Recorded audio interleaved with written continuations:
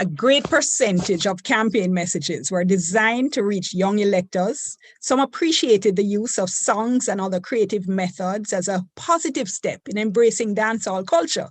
Others found these methods to be uninformative in communicating the plans that candidates had for Jamaica.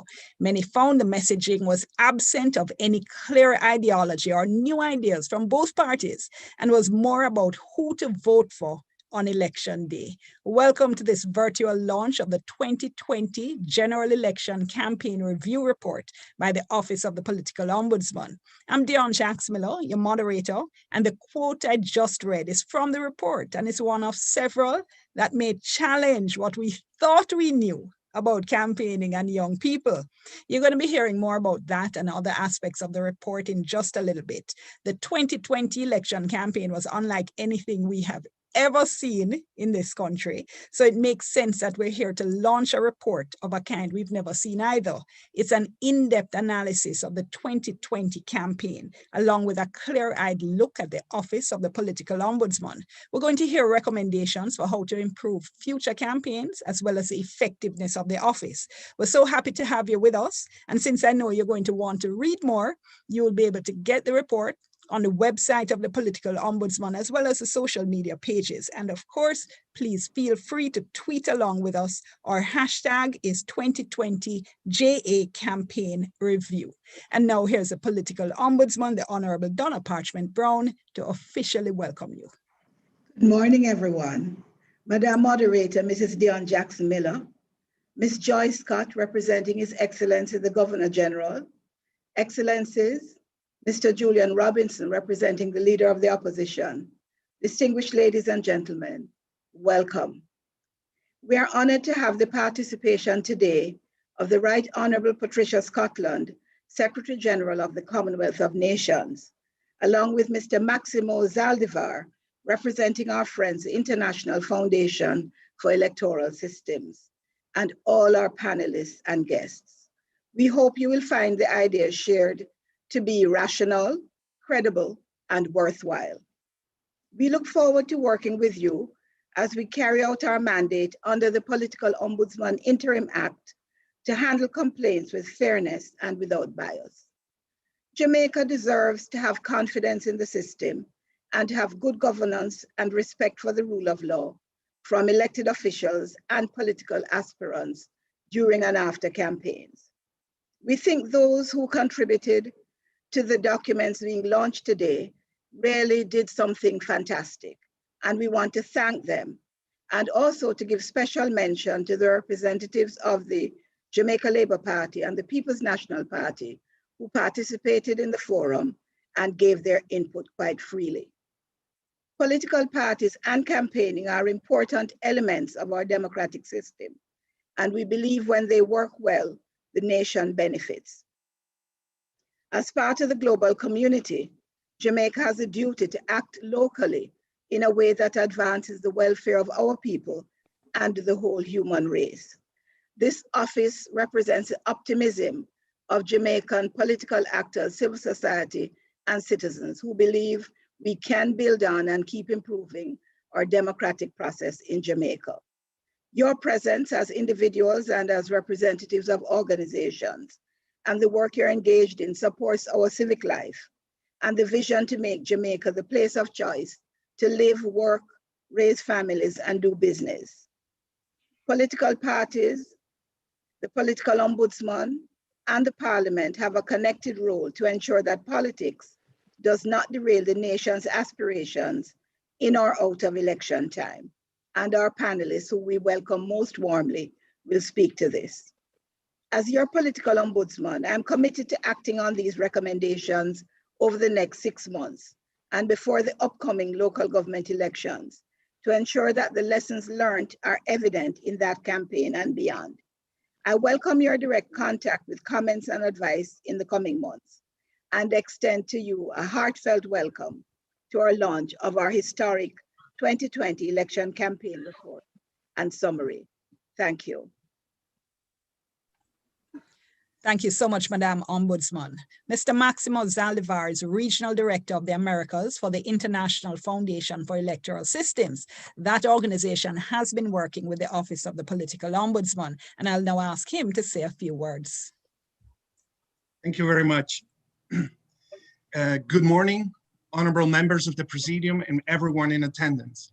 I am Maximo Zaldivar, the Latin American and the Caribbean Regional Director for IFES, and I would like to thank the Political Ombudsman, Ms. Donna Perchman-Brown, for the opportunity to make a few remarks on this important occasion of the launch of their Election 2020 Campaign Review Report. IFES is a global organization funded by a diversity of sources, including the United States Agency for International Development and the United Kingdom's Foreign Commonwealth and Development Office. IFES is an international nonprofit organization that provides assistance and support to democratic processes and collaborates with civil society, public institutions, and the private sector to continue foster resilient democracies. IFES is a global leader in the promotion and protection of democratic values and provides technical assistance and applied research to effective and accountable governing institutions to support a democratic path in which all people can safely and equally participate, and to seek innovative ways in which technology and data can positively serve democracy. Since 1987, IFES has worked in more than 145 countries, from emerging and developing to mature and robust democracy. IFES is real honor to be working in Jamaica with the Office of the Political Ombudsman to support nonpartisan communication, civic education, and social media outreach efforts in order to help the OPO to increase citizen knowledge and participation in the electoral process. IFES and the OPO are committed to advancing participative democracy in accordance with the Constitution of Jamaica, the Representation of the People Act, the Political Ombudsman Interim Act, and the Agreement and Declaration on Political Conduct and International Standards. Today, the Office of the Political Ombudsman is launching their Elections 2020 Campaign Review Report, which is vital to the continued development of democracy in Jamaica. As you all very well know, Jamaica has become a leader in the Western Hemisphere, in the Americas, and in the Caribbean Basin when it comes to democratic institutions, and the Office of the Political Ombudsman is no exception. Countries, governmental institutions, political parties, civil society, and citizens throughout the region look to Jamaica for guidance, as Jamaica has become a gold standard for democracy and for international best practices. And the Office of the Political Ombudsman is such noteworthy institution. In particular, the Office of the Political Ombudsman plays a critical role in regard to the Agreement and Declaration on Political Conduct. Last summer, IFES representative witnessed the political parties sign the Code of Conduct prior to the election in September, and saw how political ombudsman oversaw their commitment successfully and in a nonpartisan and neutral manner. The political ombudsman is truly a catalyst for nonpartisan and neutral arbiter of electoral complaints, and the 2020 Campaign Review Report is truly a democratic exercise in transparency to fully seek out and incorporate constructive feedback in order to continually evaluate and improve what worked and what does not work. This type of reflection, taking into account diverse perspectives, fosters improved practices and stronger institutions. And I'm certain that the OPO and Jamaican democracy will be better for it thanks to this important work. As such, IFES congratulates the Office of the Ombudsman on the release of this key report and all your future work to come. I want to close my remarks by emphasizing how important it is that the Office of the Political Ombudsman remains strong and independent for the continued prosperity of a democratic Jamaica. Thank you very much for your time. Thank you so much. I just want to remind you that we're streaming live on YouTube. The Office of the Political Ombudsman is all over social media. And in fact, I'm fully expecting to see the Political Ombudsman dancing across my screen on TikTok. Sooner or later, and probably sooner rather than later, right? Okay, so the Right Honorable Patricia Scotland is a remarkable woman. And, you know, we in the Caribbean are proud to claim her. You know, we stay, right? We're always looking out for our people wherever they are and bigging them up and claiming them. You probably know she's the first woman to be Secretary General of the Commonwealth. She's born in Dominica and she's the second Caribbean national to hold that position. But she has a whole heap of other firsts. In the UK, she was the first Black woman to be appointed Queen's Counsel, the youngest woman to become a Queen's Counsel at the age of 35, which is a remarkable achievement. Sounds like an interview, note to self. And the first woman as well to be named Attorney General. She describes herself as a proud child of Dominica, the UK, and the Commonwealth, and we're honored to be able to bring you this statement from her.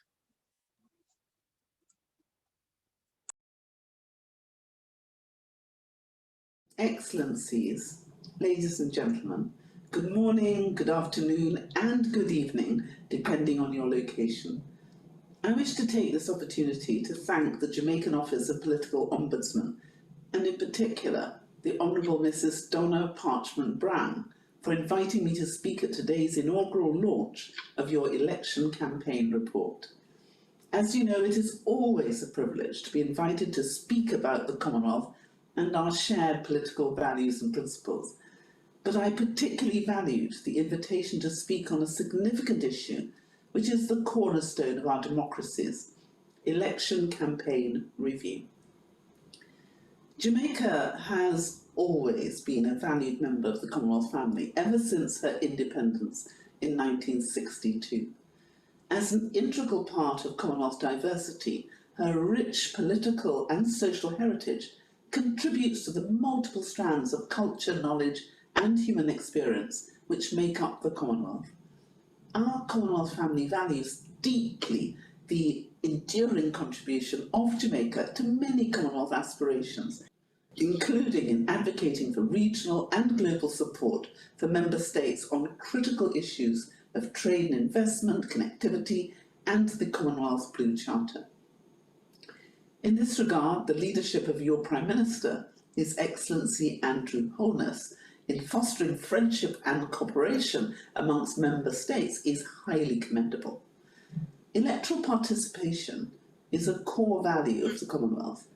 The Commonwealth Charter recognises the inalienable right of individuals to participate in democratic processes, in particular through free and fair elections.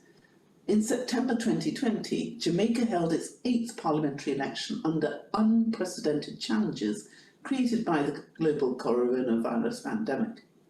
The successful conduct of your elections amidst the pandemic is indeed a testament of your resilience as a nation, the vibrancy of your democracy, and the robustness of your democratic institutions. It also demonstrates your enduring spirit of democratic citizenship and the resolve by Jamaicans to access free democratic choices against the temporary challenges posed by the COVID crisis. I congratulate you for your significant democratic milestones and commend you particularly for electing more women into your robust parliament. Let me also note, as you may already know, that the Commonwealth has a strong tradition and commitment to supporting elections and democratic reforms in member countries. Last year, we had the honour of commemorating a significant milestone, 40 years of election observation work across our Commonwealth, and this afforded us the opportunity to reflect collectively with the participation of eminent Commonwealth citizens, experts and institutions on the milestones attained and to renew our commitment to supporting the inclusive and sustainable consolidation of our democracies. It was also an opportunity in which we took stock of the impact which Commonwealth election observation has had on the development of representative democracy globally. It was also a chance to discuss and debate the many challenges which lie ahead, not least those posed by the COVID-19 pandemic. I'm pleased to further note that the outcomes of our commemoration and reflections have renewed our sense of purpose and reinvigorated our commitment to deliver enduring Commonwealth support for democratic consolidation processes in member countries. One of the key outcomes of those reflections, which relate to today's event, is the need for strengthening national mechanisms for electoral reviews and benchmarks for implementing agreed and prioritised Commonwealth recommendations.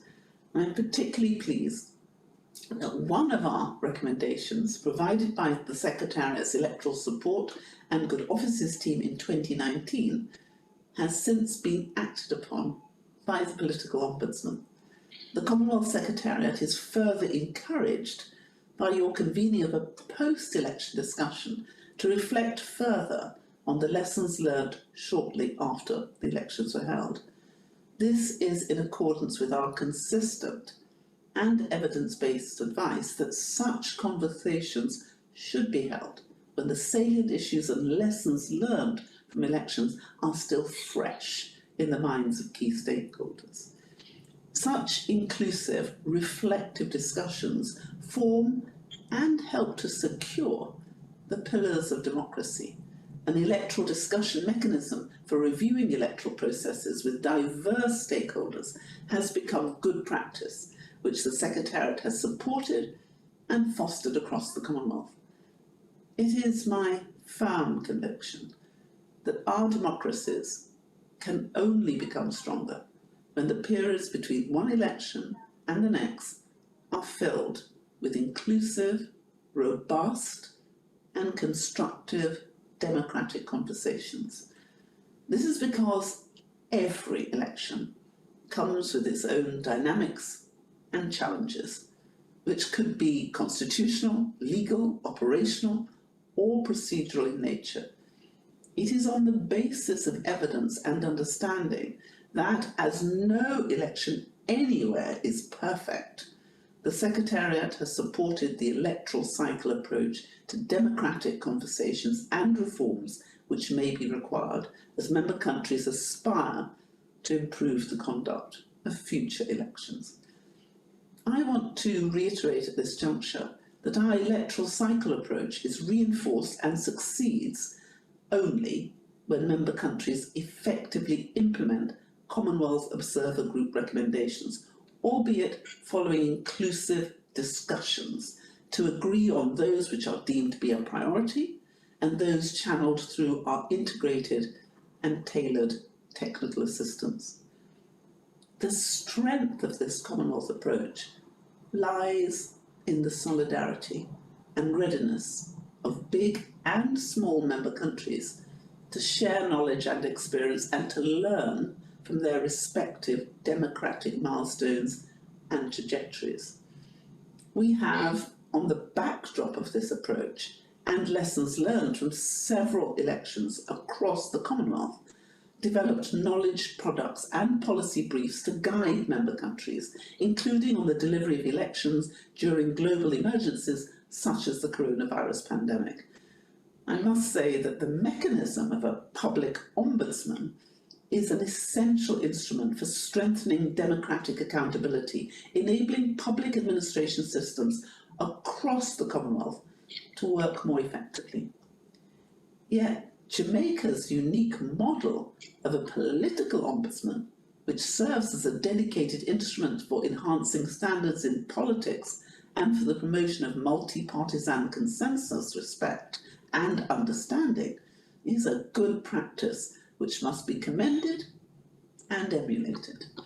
Your agreement and declaration on political code of conduct, which I understand establishes standards to which political stakeholders have pledged and committed to since it came into being in 2005, is again commendable.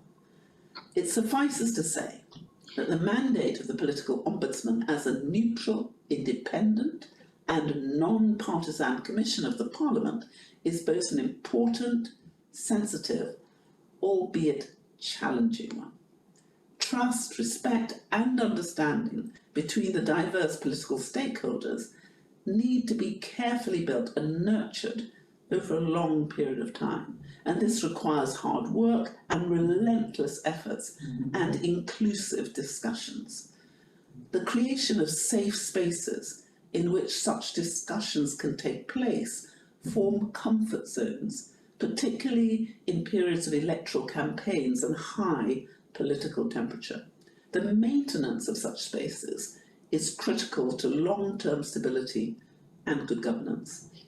I encourage you to remain steadfast and to adopt the Commonwealth wisdom of embracing diversity and of building consensus and collective understanding at all of our tables on the basis of equal voices of all member countries. Today, we speak of information communication technology as an enabler of citizen participation in inclusive democratic processes. But we know that it presents both opportunities and threats, which must be tackled by member governments. Disinformation and misinformation on cyberspace has become a growing challenge to elections worldwide. An election period is often when these tendencies thrive both within conventional and social media platforms, creating more difficult challenges for the mandates of institutions such as the Office of the Political Ombudsman. I understand that the Political Ombudsman also co-chairs the Election Centre, which is a safe and functional space for tackling misinformation and disinformation, albeit resolving key stakeholder concerns during election campaigns. Your efforts at encouraging civil and acceptable public utterances on cyberspace are in tandem with Secretariat efforts at enabling a safe and inclusive cyberspace for constructive democratic dialogue to be fostered amongst citizens and between citizens and governments. Finally, I extend my heartfelt gratitude to you for your continued collaboration with the Secretariat and persistent efforts at strengthening constructive intergenerational debate and youth-focused political participation.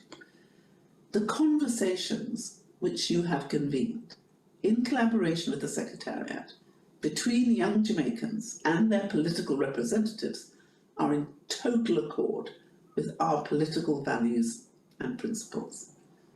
These values we are championing primarily through the Commonwealth Youth Council have enabled Jamaica to provide distinctive leadership over the past 3 years.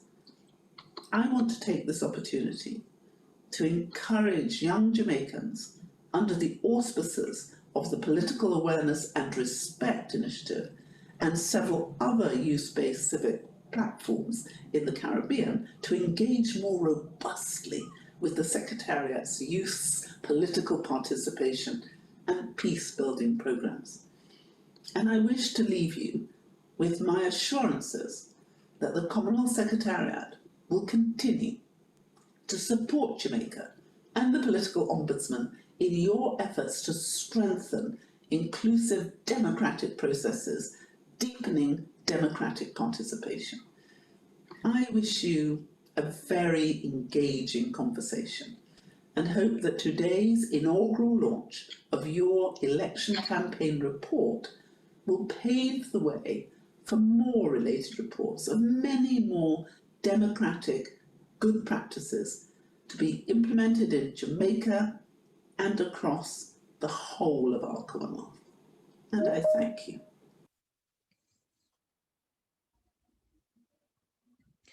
We're very appreciative for that statement from the Secretary General. I read to you at the very beginning a quote from the review report. And one of the reasons we have those kinds of comments, those kinds of observations is because the consultation process was really broad-based. There were so many people who were able to participate. Young people were a huge part of the consultation process. There was one of the fora was devoted, in fact, entirely to young people and hearing what they had to say. Groups like the police, members of the academic community, civic society were also among those who participated. And here now to walk us through the major findings and the recommendations of the report is Yannick Douglas, who is Legislative Counsel in the Office of the Political Ombudsman. Thank you, Madam Moderator. Good morning to our esteemed guests, and viewers on our Facebook page and on our YouTube channel. Today, I will be presenting a summary of the Office of the Political Ombudsman 2020 General Election Campaign Review Report. On August 11, 2020, the Prime Minister, Honorable Andrew Holness, announced in Parliament the election date, commencing the official campaign period. This announcement was met with as much fanfare and anticipation as fear and uncertainty. With the numbers of COVID-19 cases on the rise at the time, there were questions on the feasibility of conducting an election during a pandemic. This election was one of the most consequential elections in Jamaican history, as its conclusion would leave the victor with the responsibility of guiding the country through the COVID-19 global pandemic. During the campaign period, the political ombudsman observed a number of incidents and received many complaints on breaches of the code and the COVID-19 laws. It is a combination of all these issues that prompted the political ombudsman to organize the 2020 General Election Campaign Review. The political ombudsman was able to assemble 50 participants from stakeholder organizations such as academia, civil society, the political parties, the Office of the Political Ombudsman's Youth Arm, Political Awareness and Respect Initiative, PARI, other youth organizations, Jamaica Constabulary Force liaison officers, the media, and faith-based groups. These stakeholders had insight, interest, and knowledge of the democratic process and were observing the campaign and election proceedings in their constituency and parish. It was a benefit to include the participation of representatives of the two contesting political parties, the Jamaica Labour Party and the People's National Party. The process also included the use of a questionnaire, poll questions, and elite interviews. It is from the data we gathered from these sources that this document was created. The objectives of this review were: 1, identify lessons learned from the 2020 election campaign. 2, obtain opinions, observations, and conclusions on the 2020 election campaign and how it was conducted by the candidates and supporters. 3, identify positive elements of the campaigns of the political parties. 4, identify areas of weakness during the campaign. 5, analyze compliance with COVID-19 guidelines and with the Disaster Risk Management Act. The review focused on 4 main topics of concern: the campaign practices of the political parties, the Agreement and Declaration on Political Conduct, also known as the Code, the role of traditional and social media in the 2020 election campaign, and the COVID-19 laws and guidelines.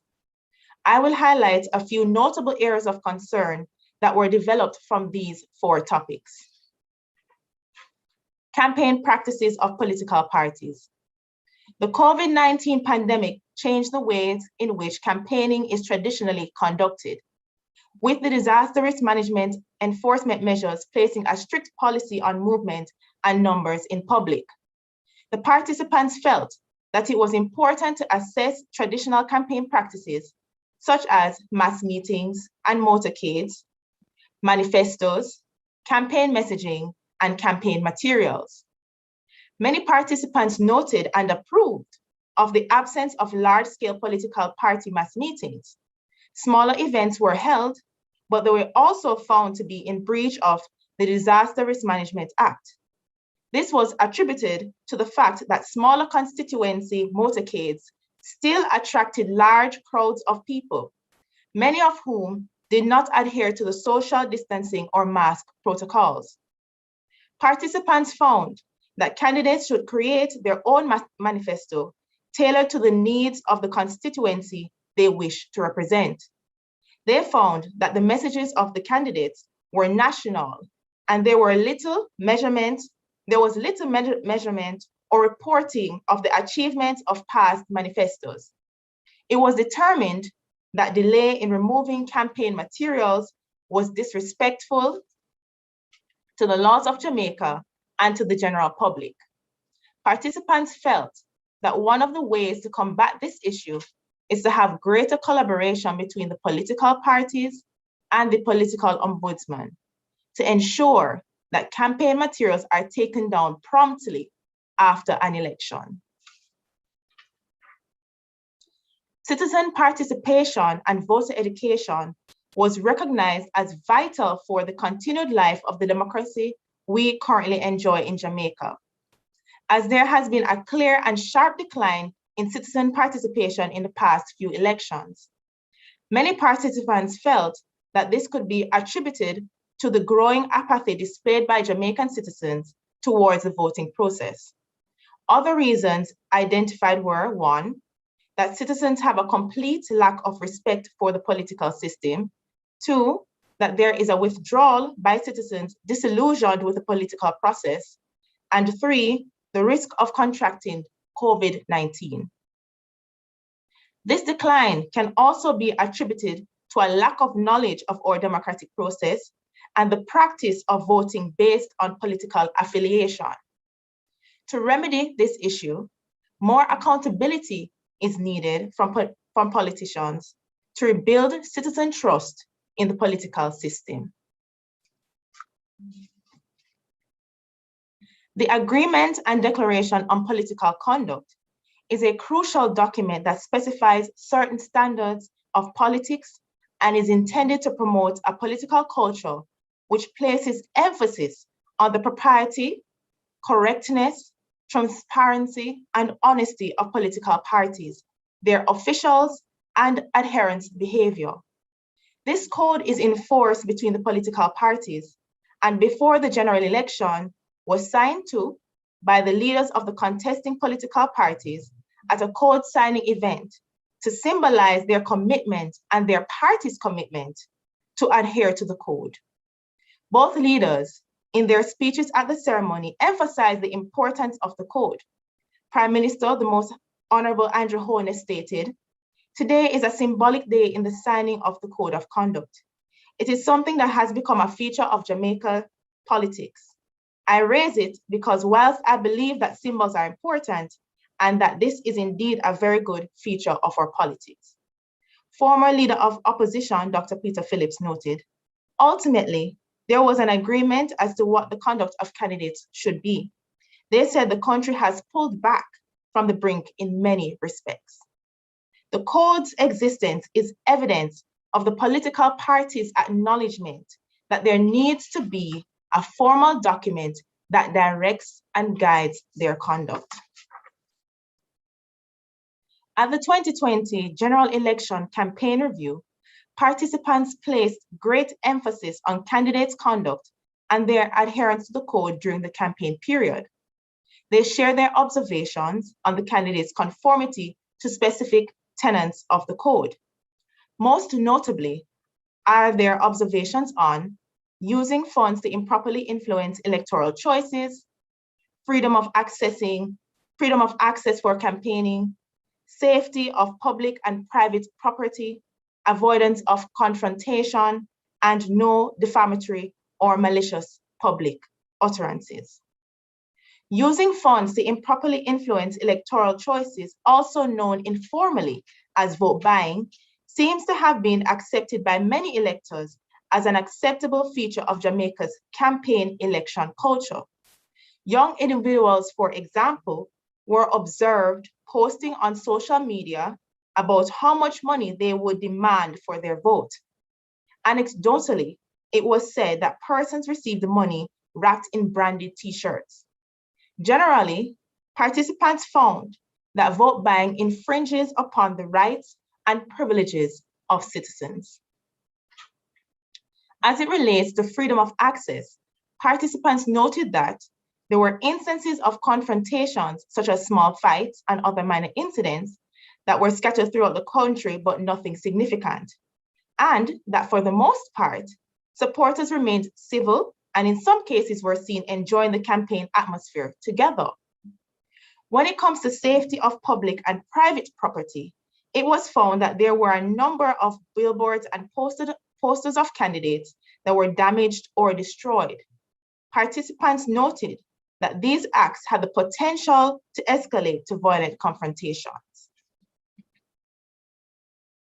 As it relates to avoiding confrontations, participants found that the defacing of walls and signs by persons gave rise to some verbal clashes between perpetrators and persons who felt threatened or disrespected by the action. As it relates to defamatory statements, usually broadcasted in traditional media spaces during the campaign period, it was found that due to the absence of large mass meetings and major rallies, mean defamatory statements were limited to the social media spaces where many candidates engaged with their supporters and constituents. Many vitriolic statements were made in this space, the negative effects of which have yet to be seen, but these statements have not led to the knowledge of the participants to any physical reprisal. The review also entailed the use of questionnaires and poll questions. In response to the question, did you observe any breach of the code during the campaign period? A majority of the participants indicated that they did indeed witness breaches of the code. The role of traditional and social media. Media, such as print, television, and radio, has traditionally been an important tool used by the political parties to convey their message to the public. With the advent of social media and the various platforms that provide the means through which information is shared, the political parties took advantage of this new media to broadcast their campaign messages. The participants evaluated the use of media by candidates in reaching the youth, media, and messaging. They also evaluated the political ombudsman and social media monitoring and media reporting that may have public ramifications, political ramifications. As it relates to engaging young voters, participants noted that the songs and creative media used by the candidates seem to have been designed to appeal to young voters. These methods were effective in some instances and did attract their target audience. They considered the efficacy of the campaign messaging and found that the campaign messages were confusing as there were no mechanisms to use to identify if campaign messages contained in a post, commercial, statement, or song were approved by the politician. They also found that the messages sent out by the politicians did not connect with people's lived reality. On the issue of the political ombudsman and the use of social media, it was felt that the political ombudsman should increase her capacity to monitor and engage in digital platforms to address the concerns of the citizens.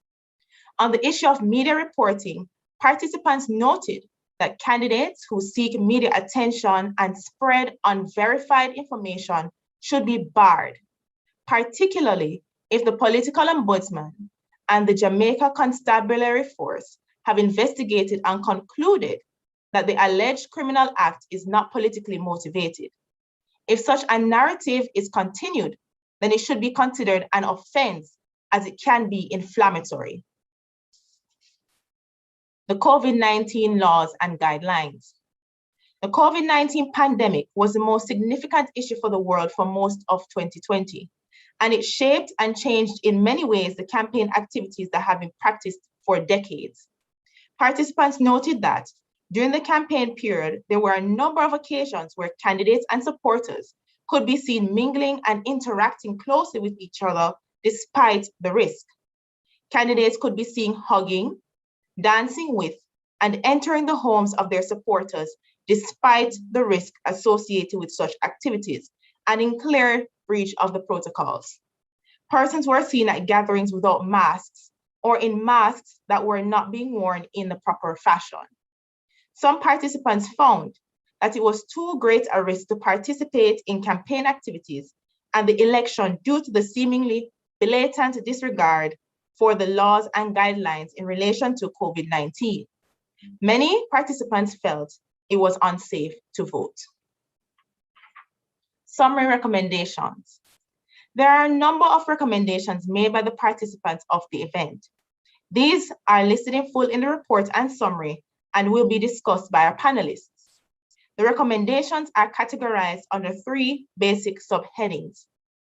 Those focused on political parties, the Office of the Political Ombudsman, and the legislation. I will highlight 4 important recommendations made by the participants.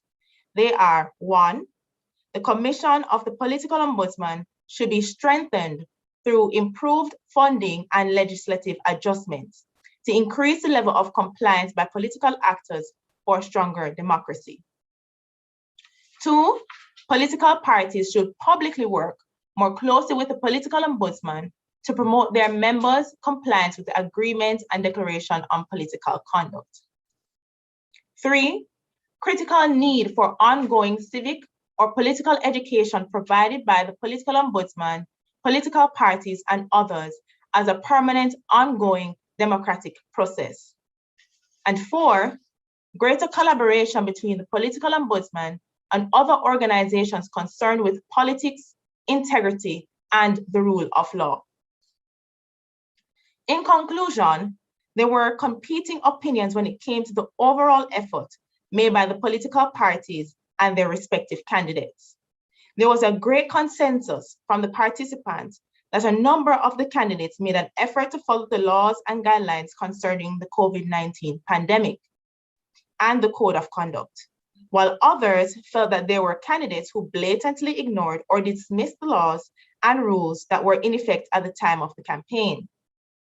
Participants at the forum recognized that there is room for improvement in campaigning, and the implementation of the recommendations is an important step in the right direction to begin the journey for change. The Political Ombudsman Commission is still needed and should be properly equipped, financed, and empowered to serve in the preservation of democracy and the rule of law.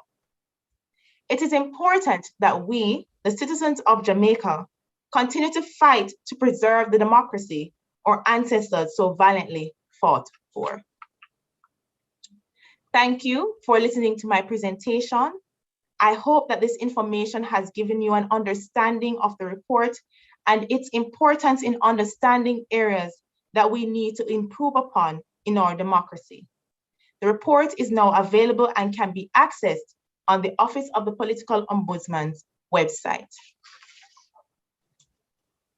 Thank you so much, Ms. Douglas. And yes, you will get a chance to ask some questions a little bit later on. You're being invited to place them in the chat, so you can just type into the chat as we go along any comments or questions, and we'll try to share some of those a little bit later on in the program.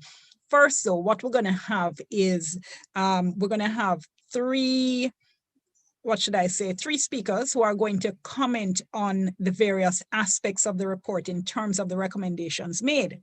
Now, I can tell you, for us in the media, Dr. Jermaine McAlpin, formerly of the University of the West Indies, was one of those people you always wanted to have on your panels to talk about politics. He's insightful, he's incisive, and you may wonder where he's been. He's now an assistant professor at New Jersey City University in the United States, but we're so happy to have him back home, so to speak, albeit virtually, to share his thoughts on the report's recommendations in relation to political parties. Dr. McAlpin? Thank you very much, my dear friend, Mrs. Jackson Miller.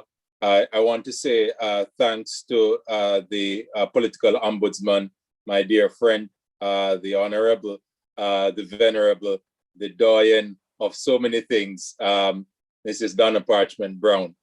I want to also express my gratitude for being a part of this very important discussion concerning the conduct of the elections, but more so the notion, the quality and the quantitative understandings of democracy.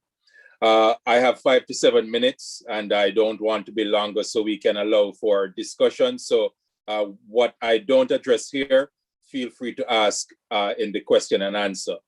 Now, for me, I framed the recommendations concerning political parties within the report within the context and under the aegis of democratic and civic engagement.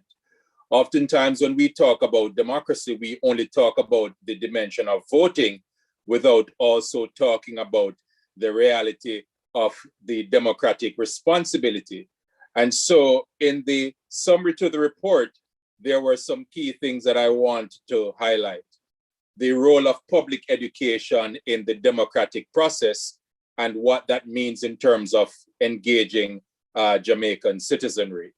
We are well aware that the elections were conducted under the constrictions and under the reality of the global pandemic. Beyond that, there are some other things that I want to explore. One of the recommendations that stands out is the idea of re-engaging the civic, right? To restore the teaching of civics and civic responsibility, civic engagement within the context of our educational systems. I call it indoctrination by, democracy. And that is to buy in, to have persons buy into the reality that civic engagement is a requirement of democracy. I know that there are many things in the report and I can't get to all of them, but I want to put on record that after 19 years, it is important to move the Office of the Political Ombudsman from being governed by an interim act to a more established, organization of the role of the Political Ombudsman. The report spoke about voter and electoral apathy, and I want to define these terms, because when we talk about electoral apathy, we often just assume that people don't want to vote. People are disinterested in voting primarily because of the lack of what they think are creditable or viable political options. Second, the report also speaks the reality that people are disinterested in voting because of the seeming lack of accountability of elected representatives. But I offer to you, and this comes up a lot in discussions about democracy, that accountability has to be not just politicians to the people who elected them or to the citizenry, but also the citizenry. They have responsibility to uphold this covenant. So it's not just on the politicians. So this isn't a presentation about bashing politicians. We must talk about accountability in a bilateral way. In the conduct of elections, it is often an idea of vote buying, but I want to be provocative and say there are also instances of vote selling. And so though it's a market, you have to have a buyer and a seller for there to be commerce. The reality is that our political parties have a greater responsibility, especially in the age of the internet, to ensure that they are not promulgators and progenitors of false information. Another distinction that I want to make clear is the idea of what comes up in terms of false and misleading information. I want to make a distinction between misinformation and disinformation and the role of political parties in ensuring that they are not doing either. So misinformation, as the prefix mis implies, is talking about deceptive, false, or misleading information. Disinformation, on the other hand, is deliberately and intentionally spreading misinformation. So you know the information to be false, but you are spreading it. I think our politicians, our elected officials, our political parties have to respond to a higher responsibility, and that is to ensure that they are not the spreaders, not only of discord and disunity, but of disinformation. I think our political parties must give more than a lip and a signatory service to the political code of conduct. And this should be established across all platforms, all media. When we talk about voter participation, beyond the reality that we had the COVID pandemic affecting our numbers, for the last 3 or so election cycles, we've seen significant declines in voter participation. Why? Because persons have also expressed that we need alternate ways of voting, right? What about absentee voting? What about early voting? Beyond those who are election workers and those who are in the combined military and police services, we do not have this option of early voting. And so much of our political culture rides on election day, the mass meeting. As I often say, we in Jamaica love crowds, and that explains, the ways in which our elections are conducted. The recommendation also points to a system being in place for constant dialogue. Though we have two major political parties, it should not be lost upon us that both parties and all political parties need to be a part of the ongoing dialogue to ensure that our politics and our elections are conducted in a reasonable manner. Yes, the political ombudsman's office has the power of investigation, but I think it is incumbent on us to ensure that these mechanisms are given teeth, that they are given the kind of strength that is required to ensure that our political parties don't only pay lip service to the importance of the office of the political ombudsman. Finally, I want to talk about the ways in which we conduct elections, because this is the other part of the work of the political ombudsman. And I know Ms. Silvera will talk about this, so I'll just mention it briefly. The power of investigation must be strengthened with the commensurate resources for the office of the political ombudsman to ensure that she and the office can investigate all presumed breaches of the political code of conduct. We can't expect good without providing resources that help to embolden and strengthen the office of the political ombudsman. Our political parties must now come into the 21st century where we are no longer dealing with the appeal to gutter politics, to the down and dirty, but we're appealing to issues. We're appealing to the millennials. We're appealing to people who say, look, we are no longer willing to conform to the established and traditional ways of voting just because of family tradition. We have to talk about the substantive dimensions of democracy, and political parties have a responsibility to engage people. We should engage people about politics without engaging them about choosing a party. Thank you very much. Thank you so much, Dr. McAlpin. Now, Janet Silvera is one of those / people. That's what I call them. She's president of the Montego Bay Chamber of Commerce / she's a certified event planner / she's an award-winning journalist. And on the issue of journalism, I have to tell you, there are some stories that so shock a country's conscience that you never forget them. And Janet's work on Maria Dean is one of those. It's a story of a young man who was scraped up by the police for smoking a spliff and later wound up dead in police custody. What George Floyd was to the United States, Maria Dean has been to Jamaica. And I have to say, Janet is also a super fundraiser for charitable events. I have no idea how she does everything, but I can tell you that as someone who has covered numerous election campaigns, she is very well qualified to share her thoughts on the recommendations regarding the office of the political ombudsman. Janet? Thank you. I am unable to open my video. I'm not sure why. It says the host is not allowing me. All right. Thank you. Thank you, Madam Chair. Honorable Donna Parchment Brown, thank you for including me. Ladies and gentlemen, good morning. It is a pleasure to be a part of this vital and topical panel discussion. In the interest of time, let me get straight to the point. In the report, there were 9 recommendations put forth for the Office of the Political Ombudsman.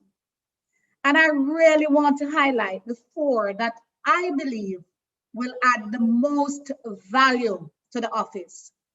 The first one that I want to highlight states that the political ombudsman should be given power to apply sanctions for breaches of the code of conduct by politicians. I am sure everyone here agrees and will reiterate throughout the function that the Office of the Political Ombudsman needs some teeth.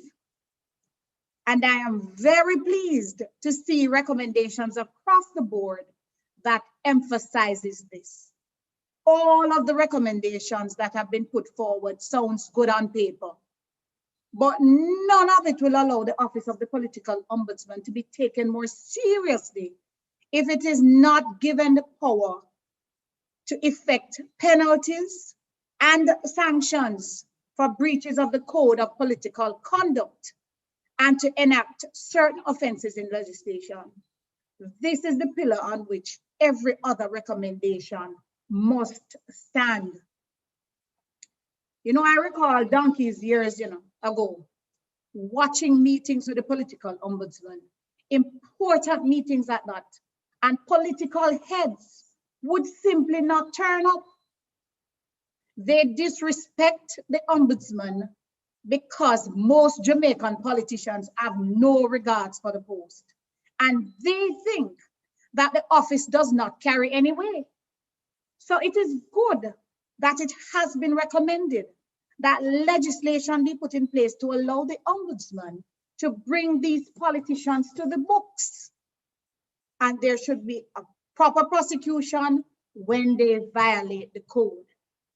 If the ombudsman purpose is to hold people accountable, guys, we need to ask ourselves, how can there be accountability without consequence? I can't see the two, one without the other. The office should exist to not only investigate and identify the action needed, but to also administer the consequence. The other recommendation outlined in the report that I want to highlight is number 2, which states that a protocol must be in place to deal with potentially inflammatory incidents during election periods and allow for ease of engagement between the police, political parties, the media, and the political ombudsman. Established standards and protocols describes precisely and unambiguously steps that are taken in response to a particular occurrence. By standardizing these protocols, you are providing a framework within which all officials can operate. It makes it plain enough for me. If X happens during the elections, there is no if, but, or maybe. The protocol is clear as to what the subsequent penalties for inflammatory incidents should be. The report states that 80% of the persons polled believe that the political ombudsman should be able to impose preset fines for the breaches of the code of conduct. And I'm in total agreement with that. The third recommendation that I found truly relevant was 6, number 6 that is, which suggests that partnerships with police youth clubs, youth organizations, NGOs, and charities should be pursued to train members who are willing to be watchdog for the political ombudsman, reporting directly to the office on issues observed. I absolutely agree that the office should have a group of observers who are on the ground, monitoring, recording, and reporting what is happening during the elections. You cannot imagine what we see on the roads during the election. The Office of the Political Ombudsman should unequivocally have a strong presence during the election period in all parishes across the country. And further, I suggest that these persons be incognito. Maybe people want to admit, but you don't know with Jamaicans, they'll probably beat them up if they know that they are there watching them. They should almost act as private investigators who are not easily identified. This effort should be especially be concentrated in areas that are known political hotspots, areas that are highly contested and breed electoral corruption and misconduct. The final recommendation that I looked at was that this is the one that stood out for me among the 9 was number 8, which articulates that the political ombudsman and policymakers should work together to make the office an investigative body with the mandate to review, assess, and examine policy positions put forward by political parties within the framework of the Code of Conduct. I can't tell you how much I agree with it because this is something that needs to happen. the existing legislation already gives the office the authorization to conduct any investigation under the Act. But I believe involving the Ombudsman in assessing and evaluating policy will facilitate a greater sense of inclusion and cement the Ombudsman as a critical figure in not only the political arena, but also in nation building. The rest of the recommendation listed are great suggestions, but I do believe the ones I've highlighted will bring more of the weight and influence of the political ombudsman, which is lacking. I thank you. I see Dion coming up, so I'm thinking that my time is up. Yes, I saw your face come up.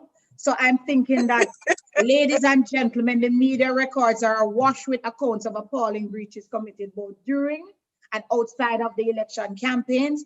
So the office of the political ombudsman is still very much needed, and not only during election time. I still see the paraphernalia still on the light posts throughout the communities. For me, it means this disrespect continues. Thank you. I won't go any further. Thank you so much, Janet. I love when people, as we say in Jamaica, pick up the rake, you know? Yeah, man. And also big up to I see our interpreter hard at work, Tony Turp, as she's known on social media, just helping one step at a time to make Jamaica a more inclusive place, you know, because that's something we have not been good at in the past. We're getting a little better, especially on election day. That's something I've been talking about for years during the campaign, just ensuring that members of the disabled community can effectively and comfortably, critical word there, participate in our electoral processes and democratic processes. So big up to you and thanks as always. David Salmon is a member of the National Youth Advisory Council and of PARI. PARI is a political awareness and respect initiative. It's part of the outreach program of the Office of the Political Ombudsman. And the whole idea is to get young people to engage other young people and, you know, talk and contribute to the whole process of democracy and governance. He's also a Prime Minister's Youth Award winner, and he started the New Jamaica Foundation to help to increase youth interest in those very areas, democracy, governance, as well as to the community outreach. So let's welcome him now. He's going to be commenting on the recommendations regarding legislation. Thank you very much, Diana. And I must also thank the political ombudsman for having me present these recommendations. So I'll get right into it. There were 7 recommendations that were made for legislative changes in the 2020 general election campaign review. These recommendations can be categorized in 2 broad headings. Firstly, to strengthen the legal framework that governs the Office of the Political Ombudsman as well as the campaign process. And secondly, to implement legislative changes that enhance the capacity of the Office of the Political Ombudsman.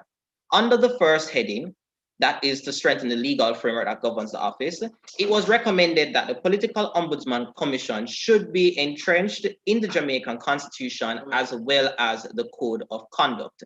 As you know, the office has been governed by an interim act since 2002, so it is believed by participants that strengthening the office would ensure that it has the necessary security that is needed for it to carry out its function. Under the auspices of strengthening the office, it is suggested or recommended that existing legislation should be strengthened to give the office greater authority for monitoring, investigating, and enforcing campaign breaches.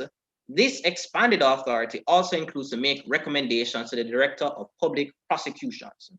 88% of respondents who participated in this review identified that strengthening the investigative capacity of the office is necessary for it to be effective. There was debate surrounding this particular recommendation, and this debate oscillated around whether the office itself should make charges and have fines being implemented, or whether the DPP should make that decision. Generally, it is believed that having the office be the investigative branch that then submits its recommendations to the DPP would ensure that the best steps are taken to ensure the implementation of the Code of Conduct. Now, going on to the Code of Conduct, it is recommended that the code should be strictly enforced by law, Additionally, legislation should be made that speaks directly to the campaigning process. So for example, it was noted earlier that there was instances of vote buying and also could to add vote selling during the election process. Therefore, by strengthening the campaigning mechanisms and the legislation surrounding campaigning to also include financing and the identification of party funds for the election campaign, it is believed that this funding, and rather this legislation, will ensure that greater accountability is in the process, both on the political branch as well as for citizens themselves. And this is also a recommendation that I strongly believe in, because I think that it is essential that we ensure that we maintain accountability both on the part of the political directorate as well as citizens. Under the next heading of implementing legislative changes that enhance the effectiveness and the capacity of the office, the first recommendation is to strengthen the office's ability to investigate breaches. So to further expound on this, more power needs to be granted to the office to hold politicians accountable for the actions on behalf of Jamaicans.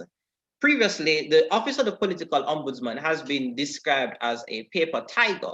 However, by strengthening the investigative capacity of the office, both the discussants as well as myself believes that it will ensure that the power is no longer a meek kitten, but a roaring tiger with claws that can ensure that it can execute its functions.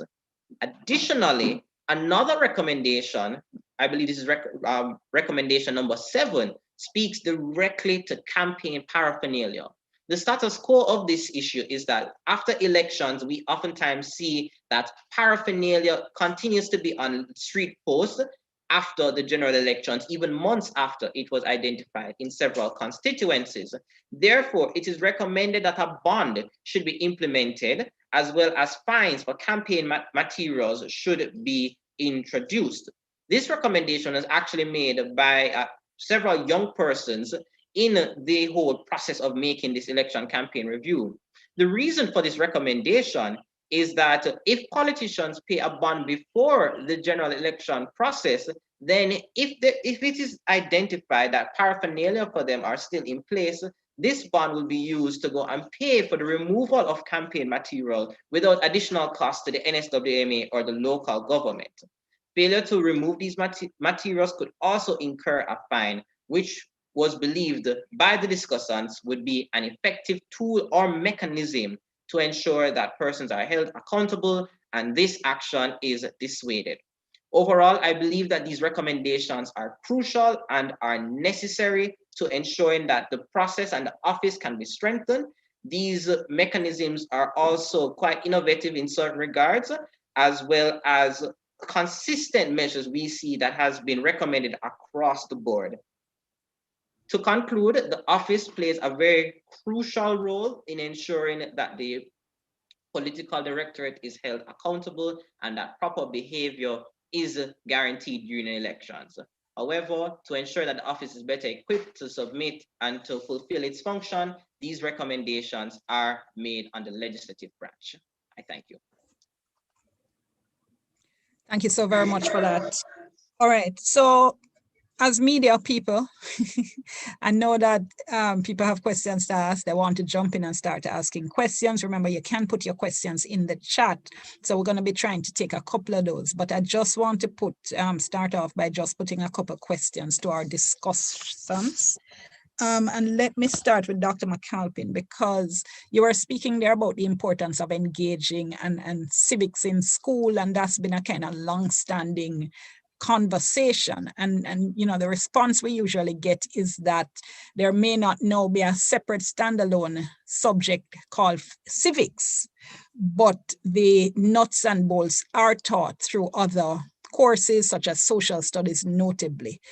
Can you give us a better idea of what you think would work in terms of really helping to actively engage our young people so that we don't continue to have the decline in voter apathy? Or is that even the avenue to deal with the voter apathy issue?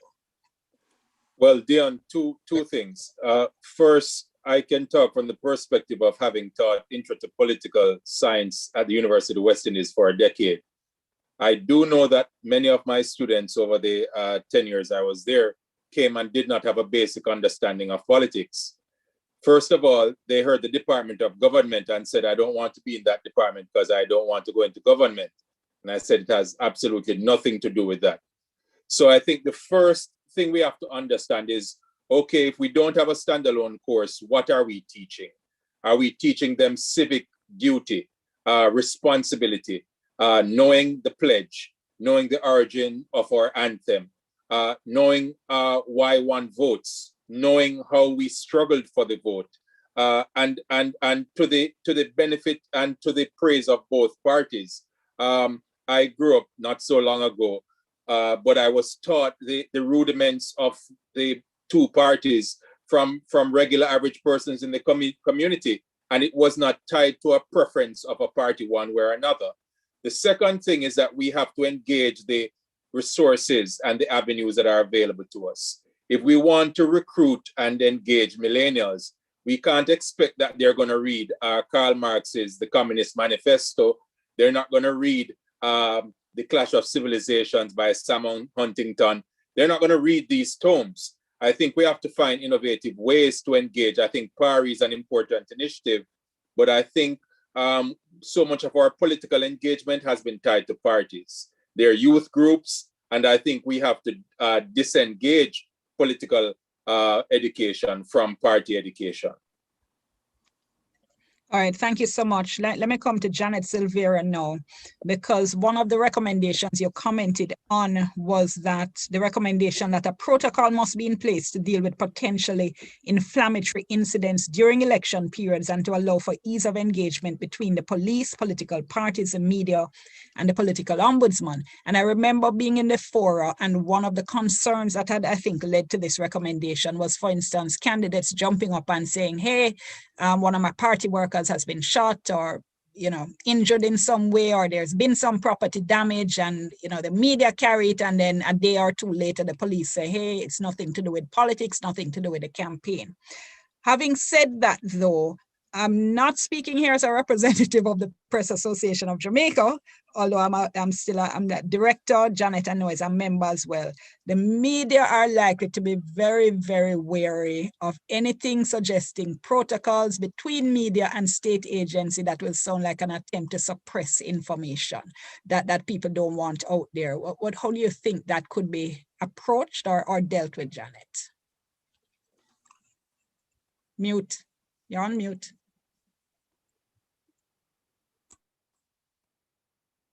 Thank you.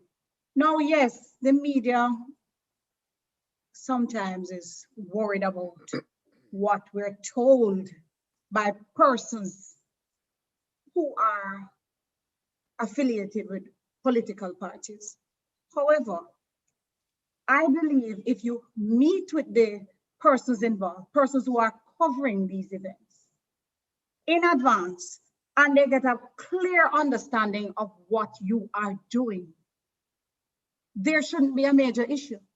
But it is a matter of trust. And once you are able to get us to trust you to the extent where we can believe that what you're telling us is the way it really is, then I really don't see a major issue.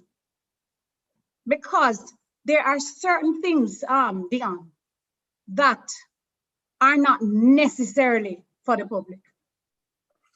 And that is an understanding that I have as a media person. I believe responsible journalism is what will have to come into play. You understand responsible journalism. There are many times that we go out there as journalists and we report things that sometimes we could report it in a different manner so that it does not hurt or it does not affect certain people. However, we must do our jobs. We must continue as media to be able to inform and educate. And once we're able to trust those who we are dealing with, I don't see any reason why we cannot communicate with them and probably deal with it on the basis that we're asked to, once we are not doing anything that is against our role as journalists. All right, thank you so much. And David Salmon, let me put this to you.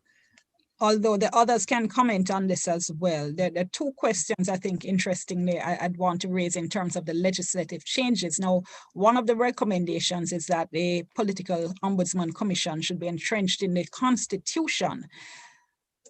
There are a lot of people, as you know, who, and it has been mentioned, aren't sure that the office should continue at all. Right? So there are people who would rather have a funeral service, or maybe in COVID times, a memorial service, and lock shop entirely, rather than go the route of giving enhanced powers, which is what these recommendations are calling for, and which you have commented on. Why do you think, David, go that route in terms of amping up the power rather than turning it off entirely? Well, why I think we should go the route of amping up the power is that we still have issues taking place in our electoral process. So we'd have identified, for example, during the elections, there were instances in several constituencies where alleged vote buying took place. If it was the case where the office was no longer needed to carry out its functions, then we wouldn't have these cases taking place. Additionally, there are also concerns that insufficient education takes place during the election process. As a result, the office can ensure that this sort of education can ensure that this sort of education can take place. So there clearly is a need for the investigative capacity of the office to be increased to ensure that the office is effective in its mandate. And secondly, we do still see instances taking place within the political process that are not ideal for a young and maturing democracy. Therefore, I still see the need for an office of this nature. I see the need for this office to be empowered so that it can better achieve its mandate.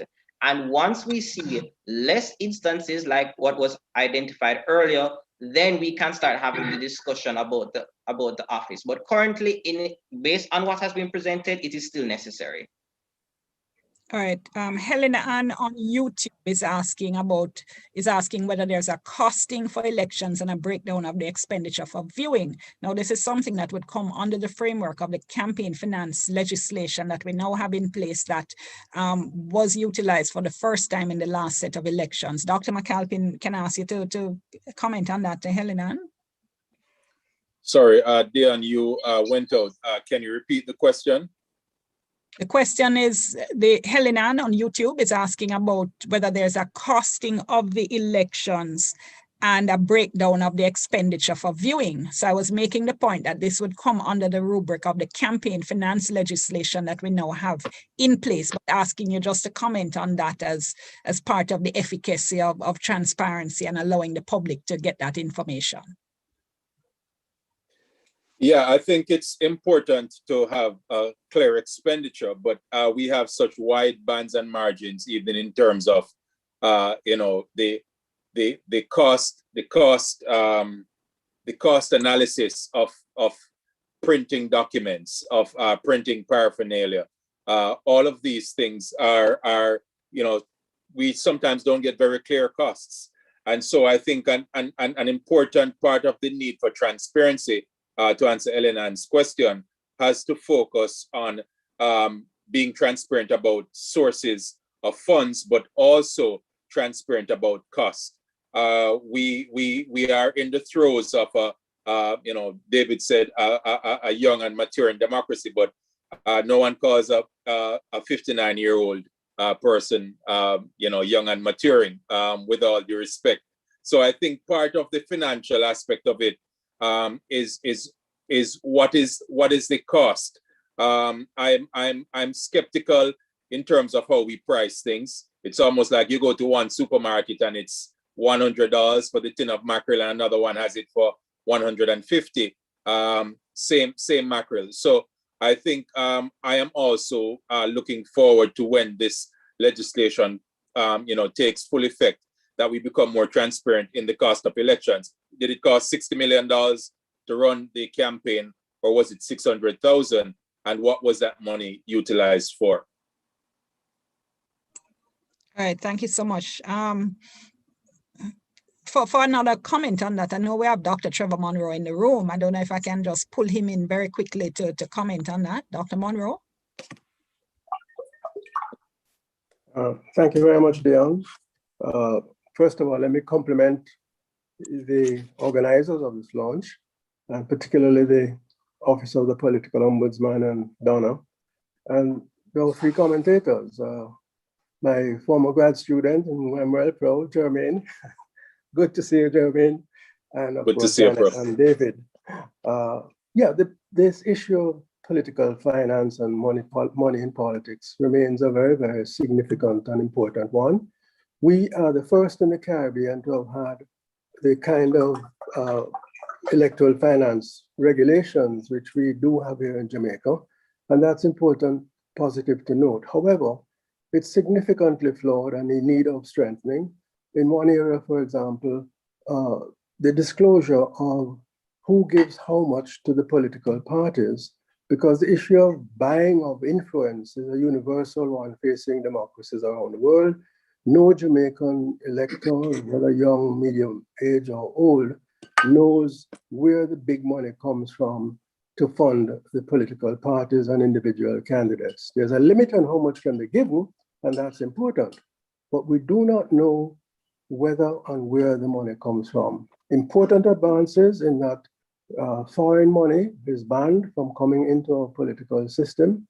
You know, there was a controversy in the last election regarding sources of money in one of the political parties. So important advance, but we do not know who pays how much for what reason in exercising what is normally a civic responsibility of funding the political process. And that therefore is an area that is urgently in need of strengthening. And I hope that the Office of the Political Ombudsman would add their voice and strength to that particular recommendation. Thank you so much, Professor. Really appreciate it. And the report is now available, in fact, for downloading. Another question from YouTube. Teddy Jones is saying, I'd like to hear from Mrs. Parchment Brown. What would be your best case scenario outcome from this report? And if you can say, what are the next steps? Teddy, I'm just going to ask you to hold that question because, in fact, after we take the other questions, then I will, in fact, bring in the political ombudsman to answer exactly that. So thank you so much for that. We have so much expertise in the room. Just waiting to see if we have a couple more questions. There's one I'd love to get in, and I see the Indicom Commissioner Hugh Faulkner in the room as well. He's former head, of course, of the Legal Aid Council as well.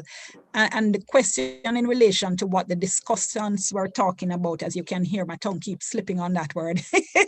What our guests keep talking about, let's go with guests, in relation to the recommendations for legislative changes, for the office to be given investigative powers, for the code of conduct to be enshrined in law. Do you think, Mr. Faulkner, there is any danger in terms of us over-legislating, having a plethora of investigative bodies, of which, of course, your own office is one in relation to the security forces? Is that something we need to tread a little carefully with, or do you think the more the merrier?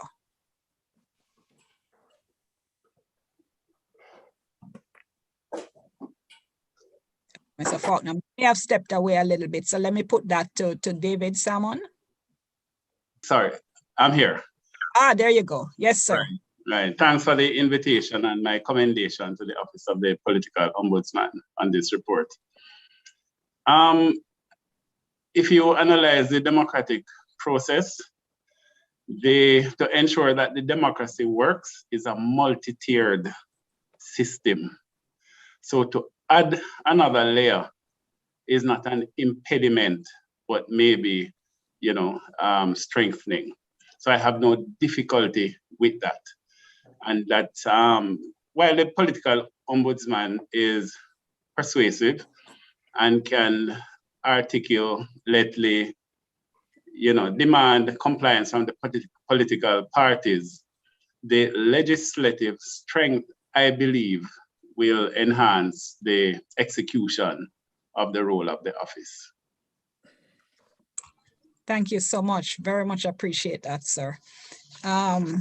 And I see the public defender as well, Mrs. Harrison Henry. Could I pull you in here for a comment on this? Of course, the Office of the Public Defender is one of the offices that is strong in protecting the rights of citizens and has so many interesting matters they're dealing with now. I'd love your thoughts, Mrs. Harrison Henry.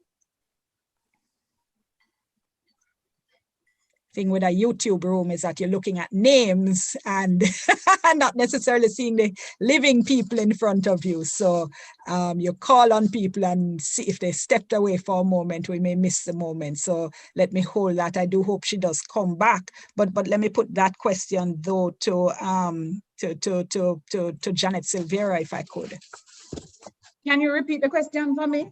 Same issue, asking for thoughts on whether or not we might over-legislate. I don't think so. I honestly don't think so.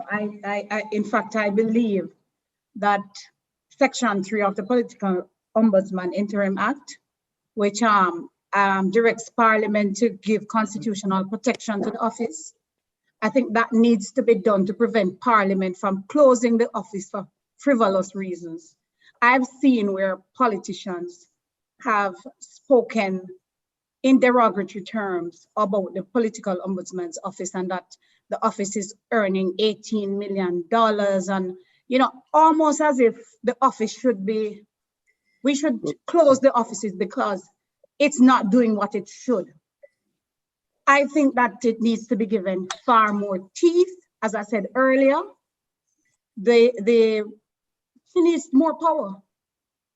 Unless she gets, or that office gets the power that it needs, we're going to continue to have the issues that we now have in this country of politicians disrespecting the office, not adhering to the protocol, going about business as usual during an election and even outside of an election.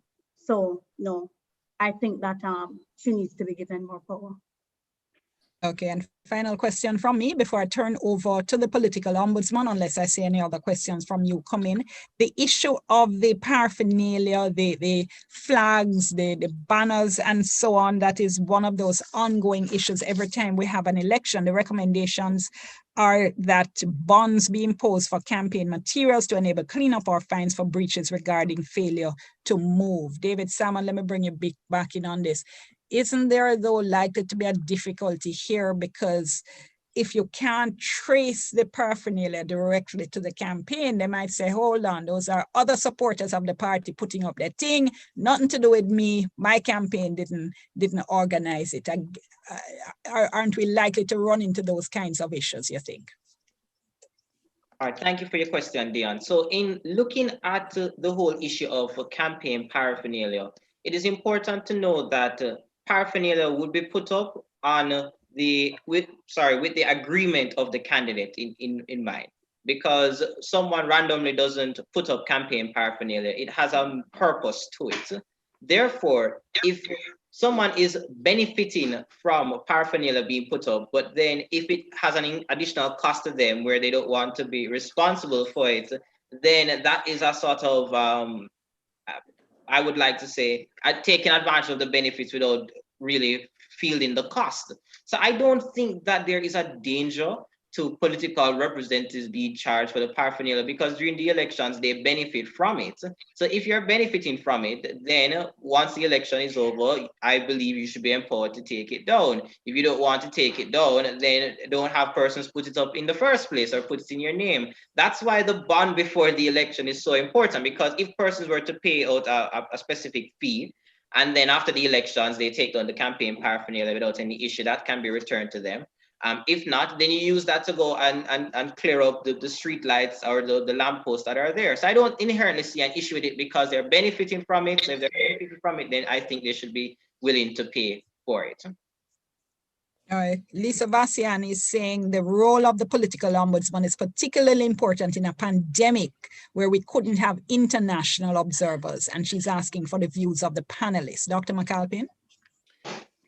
You know, it's very interesting because I was searching earlier this morning, looking at the role of political ombudsman across the world, and I think especially in light of how important it is elsewhere, at such a time we are, you know, feeling this notion of wanting to shelve the office. I do believe that especially in light of the lack of international observers, the watchwoman role, to be politically correct, the watchwoman role is very important and strategically important to ensure that we have the kind of both internal as well as external legitimacy for our elections. The office is not designed to endorse the elections. The office is designed to ensure that there are no breaches of the political code of conduct. But that by itself redounds to some legitimacy. And so I think it was important to have had the Office of the Political Ombudsman with many of these reports about campaign breaches and also instances reported of both vote buying as well as vote selling. David Salmon. Absolutely. I believe that the office is very important. I'd like to use this analogy. If one is concerned about a crime and they get a guard dog in place, one doesn't get rid of the guard dog with the absence of a break-in in the home. One still keeps the guard dog just in case something may happen.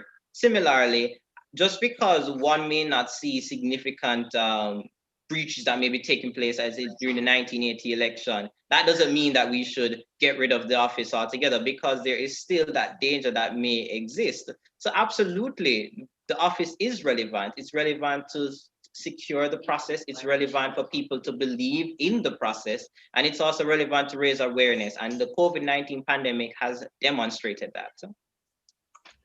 And Janet Silvera. I would love to see the strengthening of the office's capacity to investigate matters of breaches. This is such a very necessary organization in relation to how elections, how politicians behave in this country. So as it relates to the Office of the Political Ombudsman, give her more to work with, give her more. It is a very necessary office. I want to see it continue to grow. All right, thank you so much.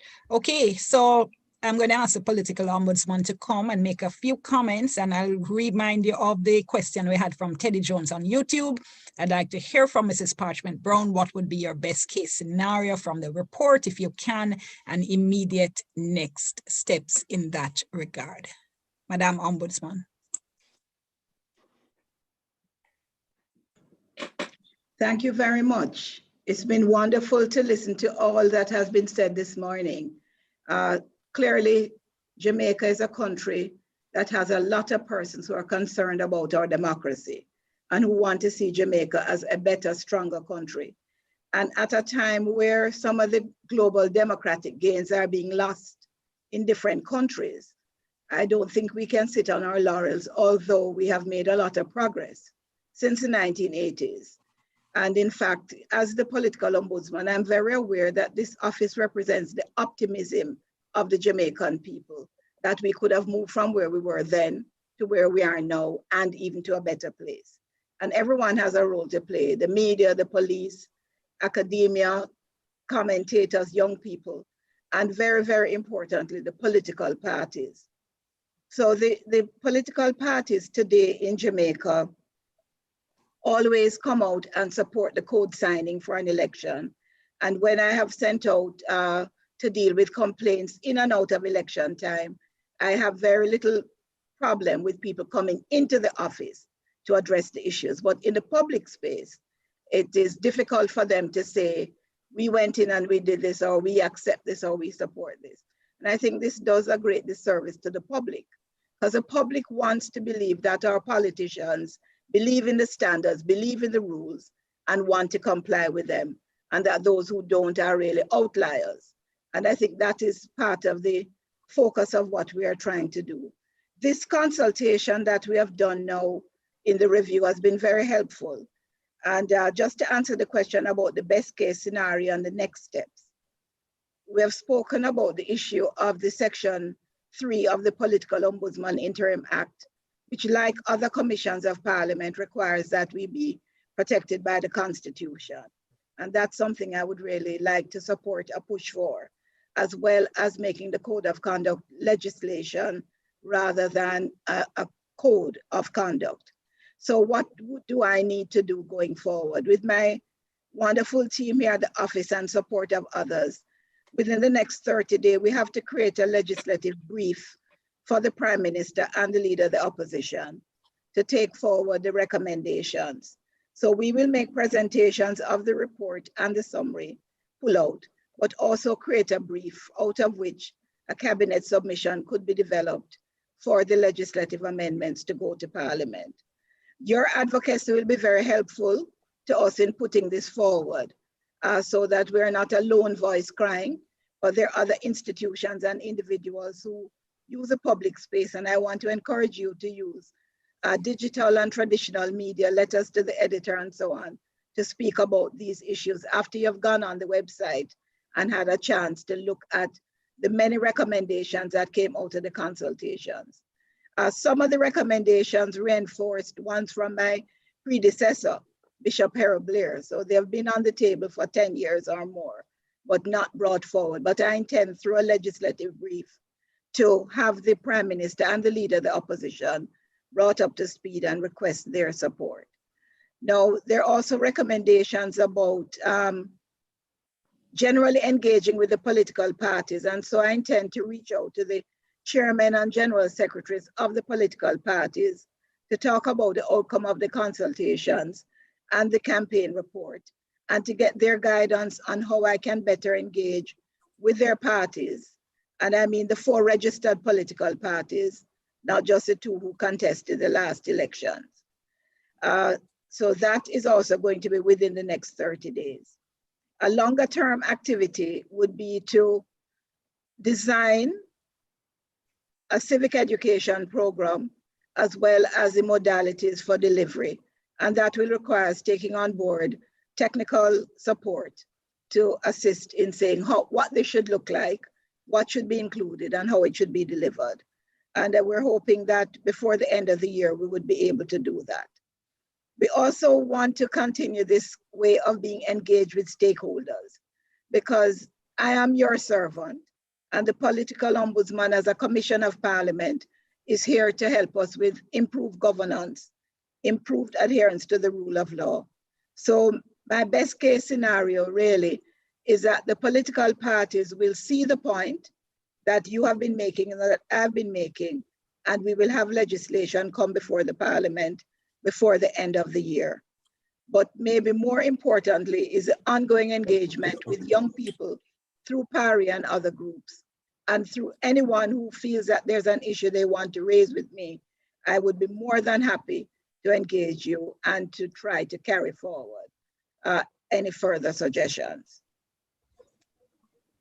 Thank you so much, Madam Ombudsman. I know I said questions had finished, but there's a question from Dave Henry on YouTube that I think is important in terms of going forward.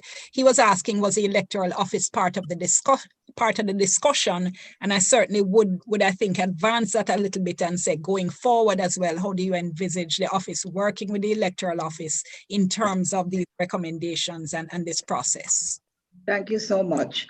In fact, as was mentioned earlier, I co-chair the Election Center, which is a body established by the Electoral Commission, and I co-chair it with the Director of Elections. So once an election is announced, we work closely together, where they deal with the legislative and electoral matters, and I deal with the political matters. And that has worked very, very well. But our mandates are distinct and our governance is different. So I will share the report and the pullout with the Electoral Commission and discuss with them if there are any matters in there that relate to their mandate that they would like to take up, and whether they see any opportunity, particularly on the campaign finance legislation, for us to go forward with a joint or 2 separate but connected sets of recommendations to the Parliament on that. Okay, thank you so much. All right, so we are just about at the end, but there's so much work that has gone into this report that we have to have manners and say thank you.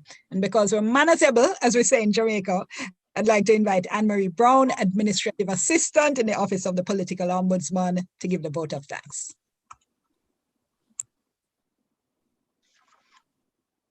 Thank you. Ms. Joyce Scott, Special Advisor representing the Governor General. Mr. Julian Robinson, representing the Leader of the Opposition, representatives of the Commonwealth Secretariat, members of the International Foundation for Electoral Systems, Excellencies, Honorable Mrs. Donna Parchment Brown, Moderator Mrs. Dion Jackson Miller, our most valued guests, members of the media, ladies and gentlemen, it is my privilege to propose a vote of thanks on this occasion. On behalf of the Office of the Political Ombudsman, members of the Political Awareness and Respect Initiative, the International Foundation for Electoral Systems, stakeholders, friends, well-wishers, and our very special guests in the audience, today you are all part of a community of champions of Jamaica's democratic process. And on my own behalf, I extend a very hearty vote of thanks to all the speakers for their important work and for sharing with us their findings and opinions. Special thanks also to those of you in the audience and on YouTube and Facebook who have contributed to this discussion. Dr. Monroe, Mr. Faulkner, we thank you. Mr. Maximo Zaldivar, we receive your greetings well. Indeed, the work of the International Foundation for Electoral Systems around the world is very well regarded, and we thank you for your contribution to our work. A big thank you to the Right Honorable Patricia Scotland, Commonwealth Secretary General, for graciously accepting our invitation to today's launch. I congratulate the Secretariat on marking 40 years in 2020 of election observation across member countries and its renewed commitment to support the inclusive and sustainable consolidation of our democracies.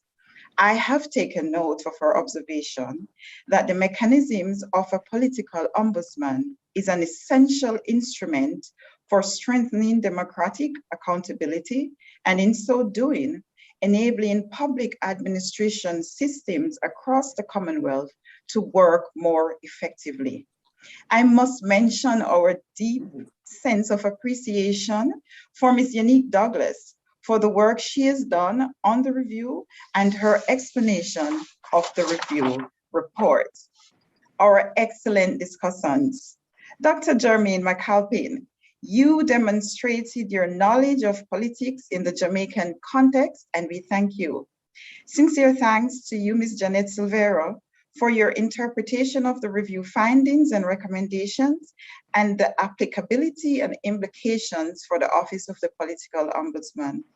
Thank you, Mr. David Salmon, for aptly sharing your thoughts on legislation related to the Office of the Political Ombudsman and the Agreement and Declaration on Political Conduct, the Code. Finally, I take this opportunity to place on record our hearty thanks to our moderator, Mrs. Dion Jackson Miller, for the impeccable logistical support and guidance she has demonstrated. I extend my thanks to my colleagues and also to our technical support team for their enormous cooperation and their willingness to take on the completion of tasks. Madam Moderator, ladies and gentlemen, we are most grateful to all our participants in this virtual meeting, and we look forward to working with you to carry forward the recommendations from this historic review. We thank you for being with us this morning. God bless you. Thank you, but don't leave yet, because the last thing we're going to ask you to do is to participate in a poll that we are going to be putting up now. And while we're putting that up and while you're voting, we're just going to have it up for about a minute or so. I just want to remind you that the office has been tweeting. So if you want to go back and remind yourself about some of the major points, you can do so on the Twitter site. The report is also, as we said, being posted on the website. There, the poll is: in which areas would you actively support the work of the would you be willing to actively support the work of the political ombudsman, lobbying for the office to get additional legislative authority to enforce a code of conduct, volunteering to be part of a civic education drive, getting more youth involved, none of the above, all of the above. So we're asking you just vote very quickly, and we will be wrapping that up in just a few seconds. So in the meantime, I just want to add my own thanks to all of you for having been here. Look out for the report, please share it, read it. It's not that long.